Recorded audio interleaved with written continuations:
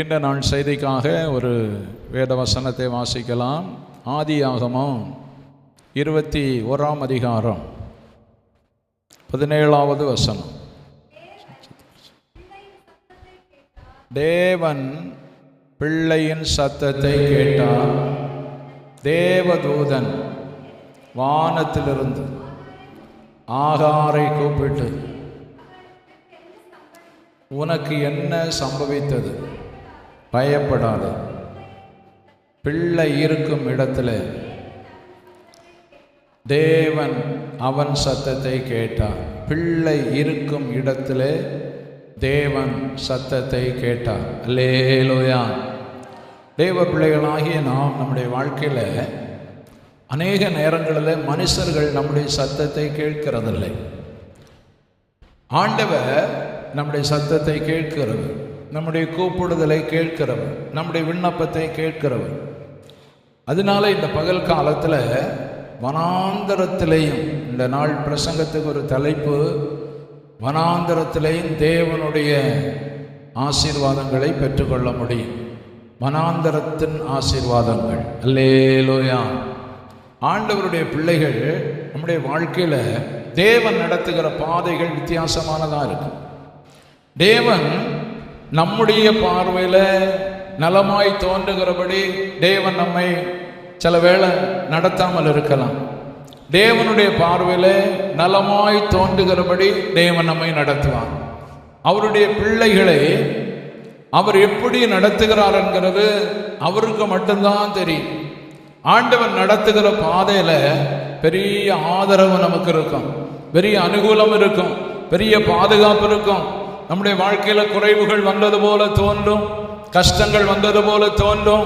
இந்த பாதை நமக்கு அனுகூலமாக இருக்குமா என்று தேவ பிள்ளைகள் சந்தேகப்படாதபடி தேவன் நடத்துகிற பாதையில நீங்கள் நடத்தப்பட்டீர்களே ஆனால் நம்முடைய வாழ்க்கை ஜெயமானதாய் முடியும். அல்லேலூயா.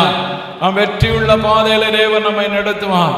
சாத்தான், ஆண்டவருக்கு ஸ்தோத்திரம், இயேசுவை குறித்து கூட சாத்தான் நினைத்தான். இயேசுவை சிலுவையில அடிக்கும்படி அந்த யூதர்கள் ஒப்பு கொடுத்த போது எல்லாம் முடிந்தது என்று நினைத்தான். ஆனா அங்கே இருந்துதான் ஆண்டவருக்கு ஸ்தோத்திரம் பெரிய மகிமை வெளிப்பட ஆரம்பிச்சது. அல்லேலூயா. ஆண்டவருடைய பிள்ளைகளாக இருக்கிற நாமும் சில வேளை நமக்கு சில பாடுகள் வந்தது போல தோன்றலாம்.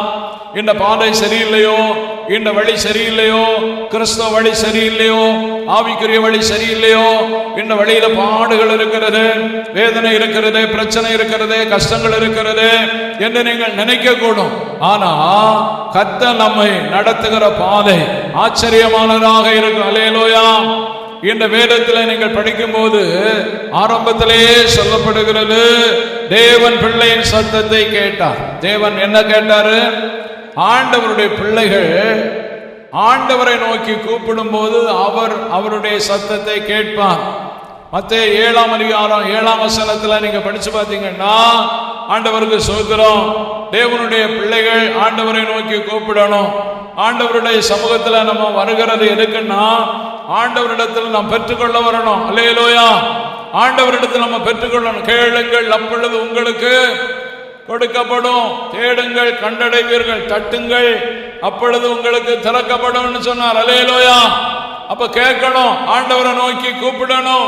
ஆண்டவருக்கு ஸ்தோத்திரம். கூப்பிடுகிற காக்கை குஞ்சுகளுக்கும் அதனது நேரத்தில் ஆண்டவர் என்ன செய்வாரு? ஆகாரத்தை தருவான். மனுஷனை போல தேவன் நடத்துகிறது இல்லை. அல்லேலூயா. நல்லா புரிந்து கொள்ளணும். மனுஷர்களை போல தேவன் நம்மை நடத்துகிறது இல்லை. மனுஷர்களுக்கு நாம் பிரியமில்லாமற் கண்டா, நாம் ஆகாதவர்களை கண்டா நம்ம கைவிட்டு விடுவாங்க. ஆண்டவருக்கு ஸ்தோத்திரம். ஆனா தேவன் அப்படி அல்ல. அல்லேலூயா. தேவன் ஒரு நாள் நம்மை கைவிட மாட்டான், ஒரு நாள் நம்மை விட்டு விலக மாட்டான்.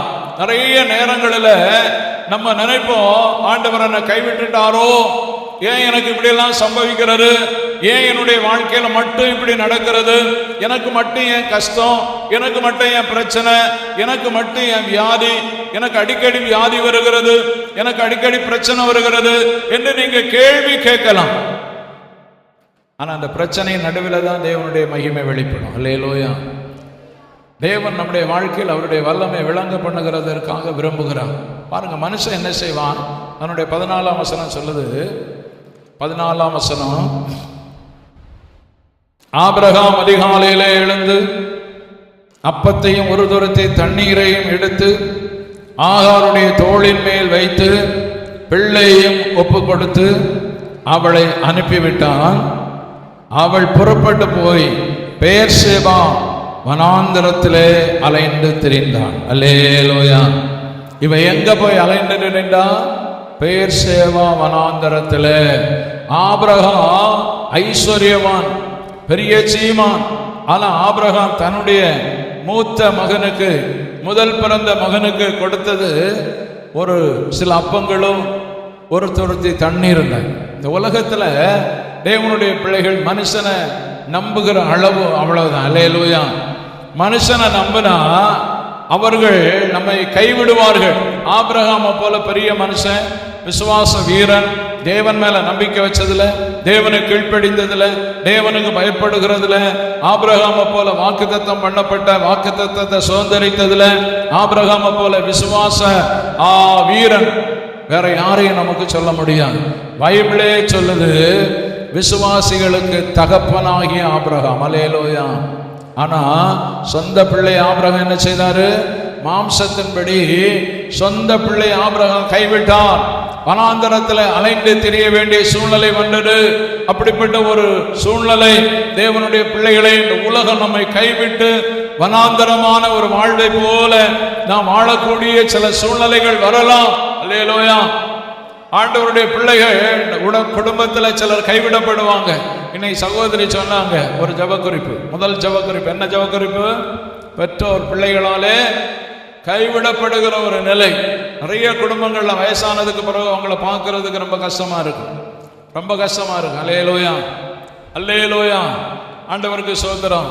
அப்போ பெற்றோரை பார்க்கறதுக்கு கஷ்டமா தோணுகிற காரணம் என்னன்னா, அவங்க நல்ல இளமையா இருப்பாங்க, அவங்க ஆண்டவருக்கு ஸ்தோத்திரம் அந்த கஷ்டத்தை ஷேர் பண்றதுக்கு, பங்கு வைக்கிறதுக்கு விரும்ப மாட்டாங்க. அதுபோல இன்னைக்கு நிறைய இடத்துல இருக்கிறாங்க.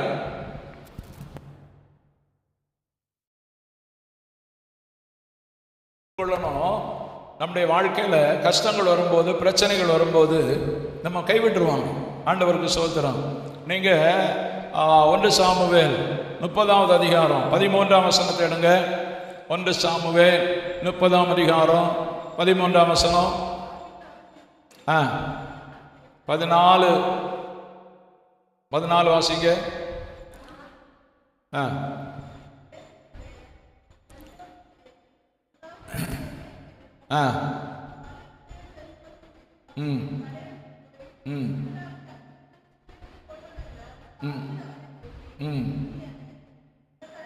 சரி, அல்லேலூயா. 13, 14 அப்படி. தாவீது அவனை நோக்கி, நீ யாருடையவன், நீ எவிடத்தான் என்று கேட்டதற்கு, நான் ஒரு அமலேக்கனுடைய வேலைக்காரனாகிய எகிப்து தேசத்தானாகிய பிள்ளையாண்டான். 3 நாளைக்கு முன்னே நான் வியாதிப்பட்ட போது என் எஜமானன் என்னை கைவிட்டான். எஜமானன் கைவிடுவான், மனுஷன் கைவிடுவான். மனுஷன் அவன் அமலேக்கியன். இவன் ஆண்டவருக்கு ஸ்தோத்திரம் எகிப்து தேசத்து பிள்ளையாண்டான். அமலேக்கியன் என்றால் மாம்சத்துக்குரியவன். அல்லேலூயா, அல்லேலூயா. அப்ப மாம்சத்துக்குரியவர்கள் கைவிடுவார்கள். மாம்சத்துக்குரியவர்கள் என்று சொன்னா மனிதர்கள் எல்லாம் மாம்சத்துக்குரியவர்கள் தான். ஆனா அவனோடு கூட அவன் பலவானா இருந்த நாட்களில் அவனுடைய உதவி தேவைப்பட்டது, அவனுடைய ஆரோக்கியம் தேவைப்பட்டது. அவன் அவனுக்கு மிகவும் பிரியமானவனா இருந்தான். அப்படிப்பட்ட ஒரு காலம் இருந்தது. ஆனா இப்ப இவனுடைய சரீரத்தில் பலவீனம் வந்த போது அந்த எஜமானன் என்ன செய்தான்? அவனை கைவிட்டான். அல்லேலூயா. எஜமானன் கைவிட்டதான அந்த அடிமையை தாவீது சந்திக்கிறான். தாவீது சந்தித்து அவருக்கு வேண்டியதை கொடுக்கிறார். அல்லேலூயா, அல்லேலூயா. அதுபோலதான் இங்கேயும் பாருங்க, ஆபிரகாம் கைவிட்டான்.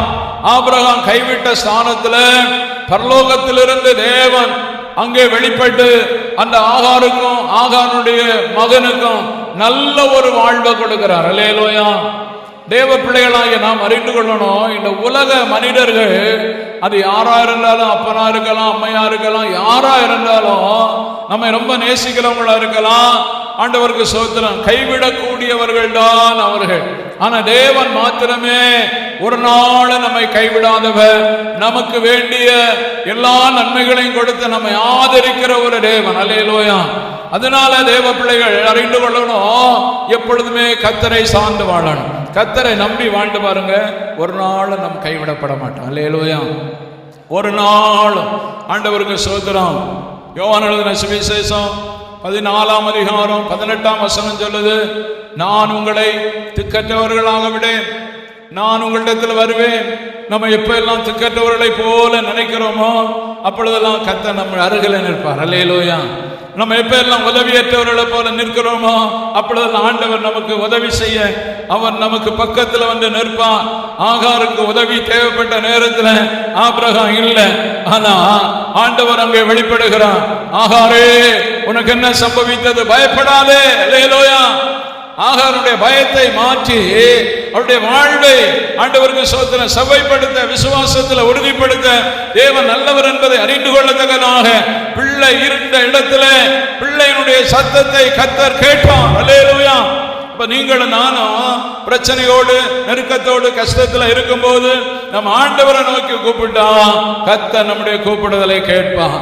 மனுஷனை பார்த்து கூப்பிட்டா அந்த கூப்பிடுதலுக்கு பதில் வராது. அல்லேலூயா. ஆனபடினால தேவனுடைய பிள்ளைகள் எந்த இடத்திலையும் நமக்கு உதவி கிடைக்கிறதற்கு ஒரே ஒரு தெய்வம் தான் இருக்கிறாரு, அவர் நமக்கு உதவி செய்வார். அல்லேலூயா. அதனால கவலைப்படாதிருங்க, சங்கடப்படாதிருங்க, இடுக்கப்படாதிருங்க, கர்த்தரே சார்ந்து வாழுங்க. உங்களுடைய வாழ்க்கையில நீங்க கைவிடப்பட மாட்டீங்க. அந்த வசனம் சொல்லுகிறது. 18, 19, 20 வசனத்தை நீங்க படிச்சு பார்த்தீங்கன்னா 18ஆம் வசனத்துல ஆண்டவர் என்ன சொல்ற, நீ எழுந்து பிள்ளையை எடுத்து கொண்டு அவனை உன் கையிலே பிடித்து கொண்டு போ. அவனை ஒண்ணு கர்த்தர் நம்மை விசாரிக்கும் போது, கர்த்தர் நமக்கு வெளிப்படும் போது, கர்த்தர் நமக்கு ஆதரவாய் வரும்போது நம்முடைய வாழ்க்கை, நம்முடைய பிள்ளைகளை குறித்து ஒரு பெரிய கரிசனையை ஆண்டவர் நமக்கு கொடுக்கிறார். அல்லேலூயா. நம்ம கஷ்டப்படலாம், நமக்கு நிறைய பிரச்சனை இருக்கலாம், பிரச்சனையோட நீங்க ஆண்டவரை சேவிக்கிறீங்க, ஆனா உங்க தலைமுறையை கர்த்தர் கனம் பண்ணுவார். அல்லேலூயா. உங்க பிள்ளைகளை கர்த்தர் உயர்த்துவான், உங்க குடும்பத்தை உயர்த்துவான். ஆண்டவர் உங்களை விசாரித்து நடத்துவான். சில நேரங்களில் யாரும் உங்களை விசாரிக்க இல்லாமல் போகலாம், ஒருவரும் உங்களை விசாரிக்க முன்வராமல் போகலாம். தேவைகள் மிகுதியா இருக்கிற நேரங்களில் யாருமே உங்களுக்கு உதவி செய்ய வராமல் இருக்கலாம். ஆனா தேவைகள் மிகுந்த நேரத்தில் உதவி செய்கிற ஒரு தேவன் இருக்கிறார். அல்லேலூயா. அவர் தான் கர்த்தர். அதனாலதான் சங்கீதக்காரர் சொல்லும் போது 121ஆம் சங்கீதம் 1-2 வசனத்துல, என் கண்கள் எங்க வானத்துக்கு நேராக, எனக்கு ஒத்தாசை வரும் பர்வதங்களுக்கு நேராக என் கண்களை நான் ஏறெடுப்பேன். எனக்கு ஒத்தாசை எங்கிருந்து வரும்? வானத்தையும் பூமியையும் உண்டாக்கின வருமா வராதா? நமக்கு ஒத்தாசை வருமா வராதா? ஆண்டவரை சேவித்தா, ஆண்டவரை சார்ந்திருந்தா நிச்சயம் ஒத்தாசை வரும், நிச்சயம் உதவி கிடைக்கும். ஆகாருக்கு உதவி செய்தது உண்மையானா உங்களுடைய வாழ்க்கையில தேவன் உங்களுக்கு உதவி செய்ய முடியும். உங்களுடைய வாழ்க்கையை கட்டி எழுப்ப முடியும், உங்களுடைய குடும்பத்தை விசாரித்து நடத்த முடியும், உங்களுடைய தலைமுறைகளை கர்த்தர் கனப்படுத்த முடியும், பெரிய ஜாதியாக உங்களை உயர்த்த முடியும், உங்களுடைய குடும்பத்தை பெரியவர்களாக மாற்ற முடியும். எந்த நிலையில நீங்க இருந்தாலும், வனாந்தரத்தை போல உங்களுடைய வாழ்க்கை காணப்பட்டாலும் வனாந்தரத்திலே கர்த்தர் உங்களுக்கு வாழ்வு கொடுக்க முடியும். அல்லேலூயா. அவர் நமக்கு வாழ்வு கொடுக்கிற தேவன். ஆகாருக்கு வாழ்வு கொடுத்தார், ஆகாருடைய பிள்ளையை சாக விடாம பாதுகாத்தார்.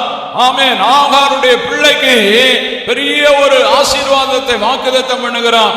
உன் குமாரனை பெரிய ஜாதி ஆக்குவேன். அல்லேலூயா. என்ன செய்வேன்?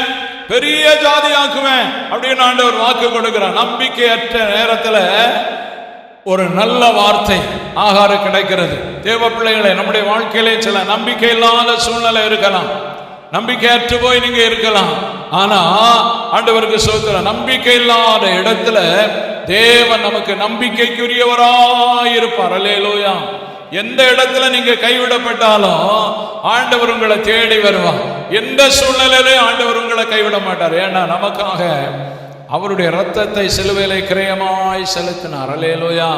நம்மை குறித்தும் நம்ம குடும்பத்தை குறித்தும் பிள்ளைகளை குறித்தும் நம்மை விட அதிக கரிசனை உள்ளவர் நம்முடைய ஆண்டவர். அதனால அவர் நம்மையும் கைவிட மாட்டார், நம்முடைய பிள்ளைகளை என்ன செய்ய மாட்டார். ஆண்டவரை உத்தமமா சேவித்து பாருங்க, ஆண்டவருக்காக வைராக்கியமா நின்று பாருங்க. எங்கேயுமே நீங்க உங்க தலையை நீங்க ஆண்டவருக்கு ஸ்தோத்திரம் குனிய விட மாட்டார். அல்லேலூயா. எல்லா இடத்திலையும் உங்களுடைய தலையை நிமிர்த்தி வைப்பார். நீங்கள் எல்லா இடத்திலும் உயர்ந்திருப்பீர்கள். எல்லா இடங்களிலும் மேன்மையாக உங்களை வைப்பார். அல்லேலூயா. நம்முடைய தேவனை போல பெரிய தேவன் யாரும் இல்லை என்று வேதம் சொல்லுகிறது. 19வது வசனம் சொல்லுது, தேவன் அவளுடைய கண்களை திறந்தார். அப்பொழுது அவள் ஒரு தண்ணீர் துறவை கண்டு. அல்லேலூயா. தேவன் நம்முடைய ஆவிக்குரிய கண்களை திறக்கணும் பாருங்க. தேவனுடைய ஆசீர்வாதத்தை நம்ம சுதந்திரிக்கணுமானா, தேவ நன்மைகளை நம்ம சுதந்திரிக்கணுமானா நம்முடைய மனக்கண்கள் திறக்கப்படணும், உள்ளான கண்கள் திறக்கப்படணும். அல்லேலூயா.